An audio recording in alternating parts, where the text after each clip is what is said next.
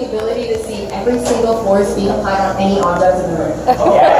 Okay, you guys only all agree because you're all science nerds. Admit it, it's not maybe the most enticing, but the thing about superpowers is that they're supposed to make your life easier, right? And the thing about flight is that it isn't the most convenient form of transportation when you live in Vancouver and it rains every other day.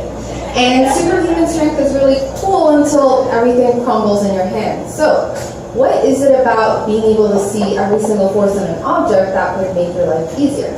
Because the force seems pretty simple. It's essentially either a push or a pull on an object that allows it to either A, stand still, or B, move.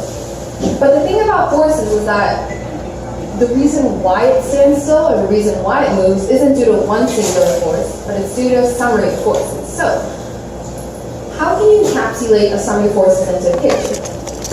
This is called a free body diagram. Now, in a free body diagram, you take your objects of choice and you place it in front of you.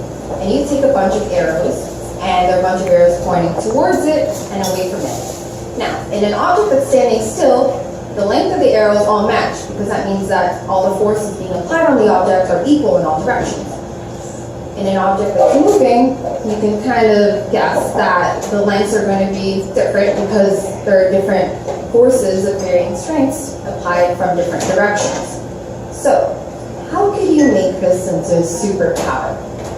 Let's say you're looking at a platform. You're in the audience of a science slam, and you know that the platform is about to break if somebody comes up onto the stage and talks. If you had a superpower, you would see that the arrow pointing up towards the sky is nowhere near the length of the arrow pointing down towards the ground. And what does this mean? Well, the arrow pointing up towards the sky is a normal force, meaning that this is the force that the surface exerts to prevent any object from sinking down towards the ground. The arrow pointing down towards the ground is gravitational force, meaning that this is the force that the Earth exerts to pull you to the ground. Obviously, if the force pointing up doesn't match the length of the force pointing down, you're going to be falling right through the platform. But if you were a superhero, you'd step in and save the day, hey, don't step on that platform or else you're going to fall straight through.